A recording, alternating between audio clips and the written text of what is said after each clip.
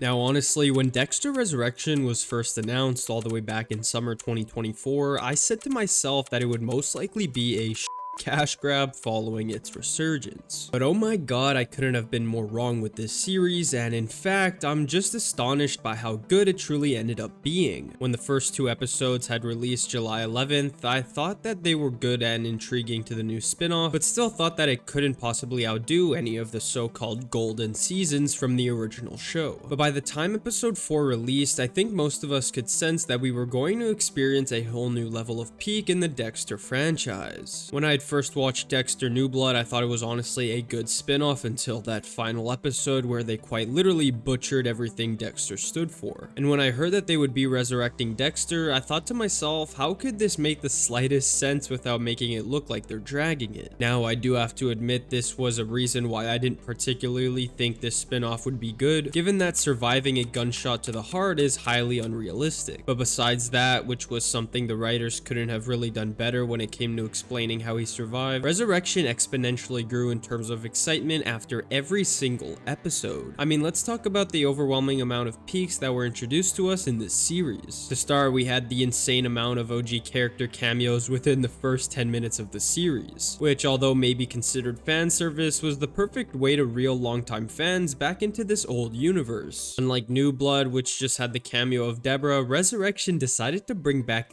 the GOATs from the original series, such as Trinity, Miguel, and hell, even Dokes. Of course, we also had the on-screen appearance of characters like Quinn and Masuka, whom we hadn't seen in over a decade. Again, this was just a sign that Resurrection wasn't afraid to give fan service to the audience after all the mistakes they had done in the past. And to be honest, their involvement in Resurrection made perfect sense considering the fact that Batista played such a huge part. Which brings me to my next positive aspect about the show. Ever since New Blood's ending, fans on the internet had been dreaming of a universe where we would have gotten Batista essentially chasing Dexter. And boy oh boy did they fulfill that promise in this spin-off. Now, when Batista first returned to the small screen in the first few episodes, it was honestly hard to say whether or not he was going to chase Dexter into the ground or actually come to understand him. But by the end of episode 7, when we get one of the most intense dialogues between Dexter and Angel, it's solidified that Batista wants revenge for every life Dexter has taken indirectly by being the bayharborbutcher. I honestly think this was one of the best decisions they could have made because it reintroduces beloved characters from the original show whilst also giving us that manhunt vibe of Batista trying to catch him in the act. However, something I'm sure none of us could have predicted when it came to this spin-off is everything that happened with Leon Prader. I mean, come on, the writers couldn't have chose a better plot device other than Prader and his serial killer club. Just the idea alone holds immense weight, with the idea of Dexter being surrounded by killers. And not only that, the actors they chose to play these diverse serial killers couldn't have been more entertaining. For starters, characters like Mia Lapierre were extremely interesting when it came to interacting with Dexter, and as well the Gemini killer, whom was kind of overhyped but still ended up delivering some of the most memorable scenes in the entire season. This plotline was a great addition to the spin-off and is what, in my opinion, let it become so great by the end. Now, by far another aspect of this show that hugely redeemed the previous mistakes from New Blood was Harrison and his relationship with Dexter. Look, I was never one to hate immensely on Harrison's character, but I would be lying if I said they couldn't have written him a little better. But oh my god, does Resurrection hit the ball out of the park with this one. Dexter and Harrison's relationship in this spin-off was just something so powerful and felt like it was actually real. And that's because the show doesn't scrap everything that happened in New Blood. After all, in Harrison's mind, he thinks he killed his father. This is reinforced through them not jumping straight into this loving father-son relationship, and it takes a few roadblocks before they actually start doing normal things together. I found it really nice how the start of this bond came from Dexter ridding Harrison of the guilt he has from the kill and doing the dirty work to ensure he's clear from the cops. Speaking of which, I also thought it was quite interesting that instead of letting Harrison become a serial killer like his dad, he actually resembles a beam of light. That could, in theory, help Dexter be more normal. Not only that, by the end of the show in the finale, we see just how close these two really are. Almost like a team, when Harrison saves him from the vault and when Prader has a gun to Dexter. I thought this was a perfect way to end the first season, and of course they brought back the GOAT Christian Camargo for a short cameo cameo that speaks more than the runtime he had, basically telling us that Dexter rejects the dark path Brian once proposed. Another surprisingly great aspect of the spin-off was the reintroduction of Harry's ghost. When it was first announced that he would be returning, I was honestly not all that excited, considering we had seen him throughout 8 seasons of the original show where he began to be diluted more and more. But I can safely say this was an amazing idea to go through with, and is what gave this spin-off vibes the original series used to thrive in. I mean, come on, tell me you weren't on the edge of your seat when Harry was hyping up Dexter to save Harrison from Prader.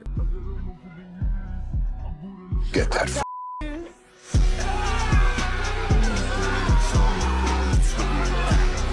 Now, there are probably so much more other positives about Resurrection I didn't mention, so let me know in the comments down below what I missed. However, there are still some negatives I would like to bring up. To start, I think one of the weaker aspects of this spin-off was the introduction of Detective Claudette Wallace and her partner. Now, although their involvement was undeniably needed for the story in terms of Batista's arc and all, I think that they were rather lackluster in the grand scheme of things. One of the first things that annoyed me was the reoccurrence of Wallace having this special touch when she's playing music, especially the same song over and over, Staying Alive.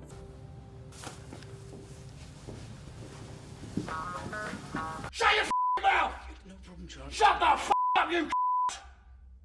Like, I know I'm not the only one who started to get annoyed by it when it played for the 6th or 7th time. I mean, even in her first appearance, I found it kind of cringe and goofy that she has to play music so she can really lock in like that. I don't know, maybe I'm just nitpicking, but it felt kind of out of place. As well, by the end of the show, their characters don't really go anywhere, and they're kind of just there within the background to show how the cops reacted to Prader's vault. Speaking of Detective Claudette Wallace, we need to talk about the New York Ripper. Now, through all the episodes of Resurrection, many had been anticipating the reveal of the Ripper, and as well, many thought it would be an important character considering Claudette Wallace's obsession with the case. But by the end, it's revealed to be basically a nobody. That's right, the New York Ripper's name is Don Framp, who, to my knowledge, has never been mentioned in the Dexter universe. It's almost as if it was meant to conclude Wallace's character arc of finding out who it really was and nothing else. But there is some speculation that it is a fake name and that the person behind the New York Ripper killings could still be someone we know, like Jonah Mitchell or hell, even Blessing. Another thing I found weird was the sudden disappearance of Elsa. In the first few episodes, it was heavily implied that there was something going on between her and Harrison, but by the end of the show, her character is kind of left in the dust and instead replaced with unnecessary sex scenes between him and Gigi. I actually quite liked Elsa's character the more and more we learned about who she was, and to have her just written off without reasoning was really odd to me. I mean, you'd think we'd get a scene between Harrison and her at the end talking about how he's doing and such, but no. Now, some people have been speculating that Al, aka Rapunzel, actually killed her off screen and that we will get that revelation in season 2, but I find it highly unlikely, and I think they would have shown that in the finale if it were the case. Overall, I think Dexter Resurrection was able to do something no other spin-off besides a select few were able to do. Despite being brought back in action after a finale that on the surface fucked up any chance of the franchise being good again, it actually healed a place in my heart for Dexter's character and gave me a sense of hope for the future. Now, unlike Original Sin, which many people would argue was unnecessary given it was a prequel, Resurrection feels like it's starting a new era for the franchise nearly a decade later. The ending we got heavily reminds me of season 1's ending, where things are back to normal for Dexter, except now we see that he's finally accepting who he truly is and that it's just going to have to be a part of his life. This gives me the feeling that this show could be a revolutionary spin-off, considering it's likely going on for 2 to 3 more seasons. In the grand scheme of things, it's truly rare to see something like this. On one hand, you have The Walking Dead that keeps producing very shitty spin-offs seasons after seasons, and on the other, you have absolute masterpieces like Better Call Saul, which ended up going for 6 seasons, with some even saying it's on par with Breaking Bad. Dexter Resurrection is heavily resembling that trend, with some saying it's the best season of Dexter they've watched. All I can hope for is that they continue to produce this quality of television, and honestly, I have lots of certainty that they will, considering season 1 literally began filming in January and finished relatively fast. I'm just so damn excited to see what they cook up for this bright future in the Dexter franchise. If you want to dive even deeper into these topics with exclusive videos, guaranteed replies, and your name featured at the end of every upload, you can become a channel member for just $2.99. It helps out a ton and keeps this content going. Don't forget to like and subscribe and drop your own thoughts and theories in the comments down below. And if you want to keep the conversation going, hop into the Discord where we talk about all your favorite shows and media. Thanks so much for watching, and I'll see you all next time.